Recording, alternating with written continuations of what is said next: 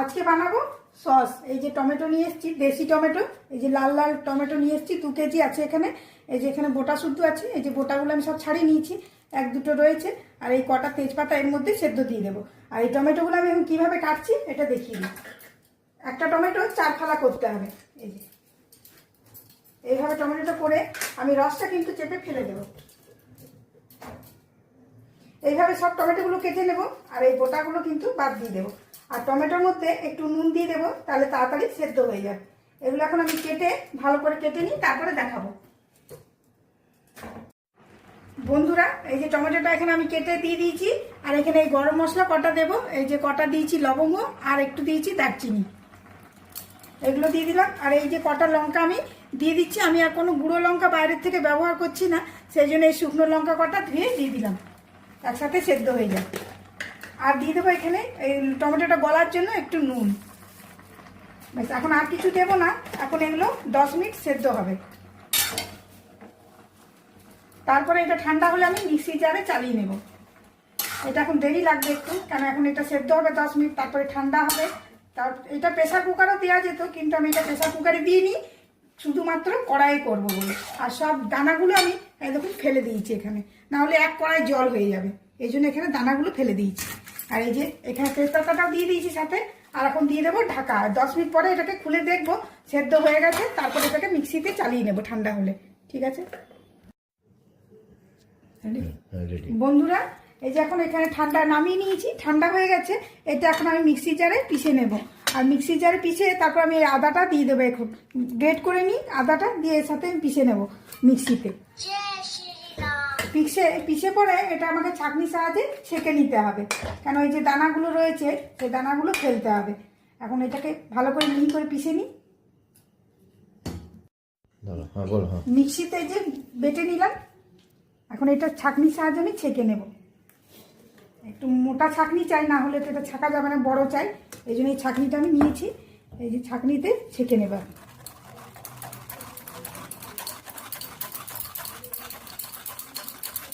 এদিকে ততক্ষণে এটা পড়ুক ছাঁকনির সাহায্যে, আর ততক্ষণে আমি এটা গ্রেট করে নিচ্ছি।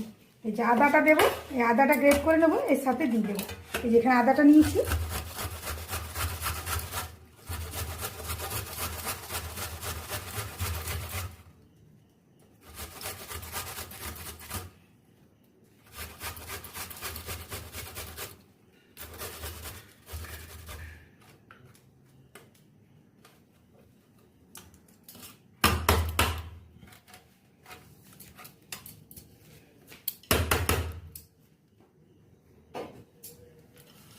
এটা আমি মিক্সিতেই দিয়ে দেবো। ছেঁকে নিই সবগুলো, বেটে নিই সবগুলো, তারপর আবার দেখাচ্ছি। এই যে বন্ধুরা, সবটা আমি এখানে ছেঁকে নিয়েছি। আর এই যে ছাঁকার পরে এই যে বীজগুলো সব বেরিয়েছে, এগুলো ফেলে দেবো। এগুলো আর কোনো কাজে লাগবে না, আমি ওগুলো ফেলে দেবো। আর এখানে এই যে ছেঁকে নিচ্ছি, ছেঁকে এই যে কড়াই বসিয়ে দিয়েছি, এই কড়াইয়ের মধ্যে সব দিয়ে দেবো। আর তারপরে পরপর চিনিটা দিতে হবে। এবার কেউ চাইলে গুড় দিয়েও করতে পারে। আর এটা একদম মানে ঘরে বানানো, তো আমি কোনো পেঁয়াজ রসুন দিচ্ছি না এটার মধ্যে, যেহেতু নিরামিষ করে রাখছি, সব দিন খেতে পারবো ঘরে। আর এখন তো টমেটো শীতকাল, এখন তো টমেটো পাওয়া যাচ্ছে, লাস্টের দিকে ভালো টমেটো পাওয়া যায়, একদম লাল লাল। ওই দেশি টমেটো দিয়ে করলে কি খোসাটা পাতলা থাকে, আর টমেটোটা তাড়াতাড়ি সেদ্ধ হয়ে যায়। ওই জন্য আমি এখন এই সময় দামটাও কমে গেছে, ওই জন্য এই সময় করছি। আর আমি লাস্টে এটা নামিয়ে যখন ঠান্ডা হয়ে যাবে, তখন ভিনিগার দিয়ে রেখে দেবো। আমার এটা 1 বছর থাকবে। আর এখন সবাই কম বেশি করে রাখতে পারে, এখন টমেটোর দাম কমে গেছে। আর একদম ঘরে বানানো অরিজিনাল, বাইরেগুলো তো অনেক কেমিক্যাল থাকে, এটা তো কোনো কেমিক্যাল থাকছে না। আর সব তো দেখছেন যে কিভাবে বানাচ্ছি।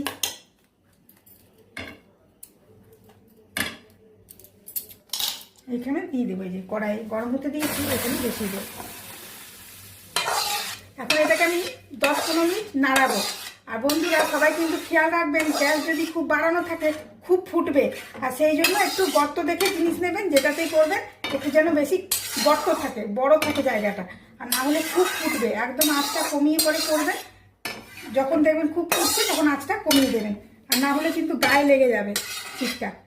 এখন এটা আমি 10-15 মিনিট জাল দেবো। বন্ধুরা এই যে 15 মিনিট ফোটানোর পরে এইরকম থকথকে হয়ে গেছে। এখানে এবার আমি এখন চিনি দিয়ে দেবো। এই যে চিনি নিয়ে নিয়েছি, প্যাকেটের চিনি, এই চিনি এখন আমি দিয়ে দেবো। 1 কাপ দিলাম,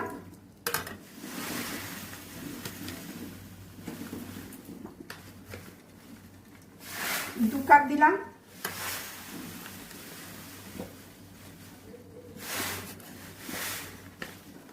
3 কাপ চিনি দিয়ে দিলাম। 3 কাপ চিনি মোটামুটি মনে হয় 600 হবে এখানে। 2 কেজি আমার টমেটো আছে, 2 কেজি টমেটোতে 600 গ্রাম চিনি দিলাম। আর এখানে দেবো এবারে বিট নুন, কেন তখন আমি দিয়েছিলাম সুন্দর নুন 1 চামচ, আর এখন 1 চামচ দেবো বিট নুন। এখন এটা দেরি হবে, আরও 15-20 মিনিট ফুটাতে হবে, তারপরে এটাকে দেখাবো। বন্ধুরা দেখুন এইভাবে এখন হয়ে গেছে এটা, কিন্তু এটা চেক করতে হবে, চেক করে তো দেখতে হবে যে হয়ে গেছে কিনা। এখানে আমি প্লেটে নিয়ে দেখবো হয়েছে কিনা।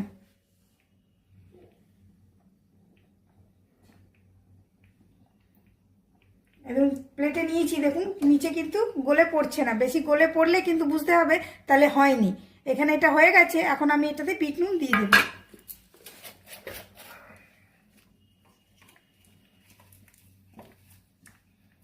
এই যে 1 চামচের মতো বিট নুন দিয়ে দিলাম।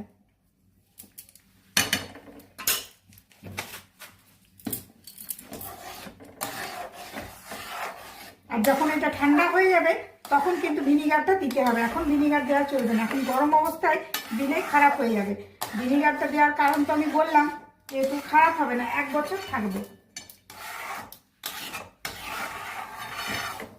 নুনটা নাড়িয়ে চাড়িয়ে ভালো করে গলিয়ে নিচ্ছি, চারিদিকে মিশে যায়।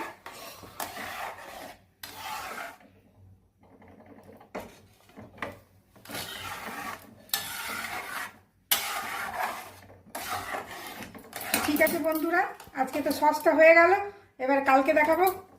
টাটা। বন্ধুরা সসটা এখন আমার ঠান্ডা তো হয়ে গেছে, নিয়ে চলে এসেছি পরের দিন সকালে। এই যে সসটা, এর মধ্যে বলেছিলাম ভিনিগার দেবো, এই যে ভিনিগার নিয়ে চলে এসেছি। এখানে 1 বোতল ভিনিগার, এই 1 বোতল ভিনিগার আছে, এখানে 1 কাপ ভিনিগার দিয়ে দেবো। এই যে 1 কাপ ভিনিগার আমি দিয়ে দিলাম এর মধ্যে।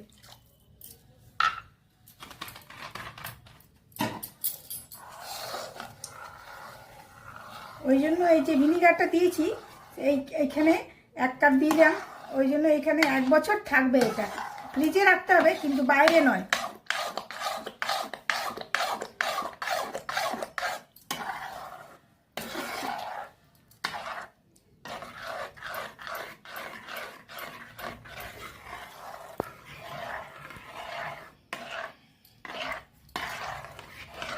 আর বন্ধুরা যদি আমার চ্যানেলটি ভালো লাগে তাহলে আপনারা একটা সাবস্ক্রাইব করে রাখবেন, একটা লাইক করবেন, একটা শেয়ার করবেন।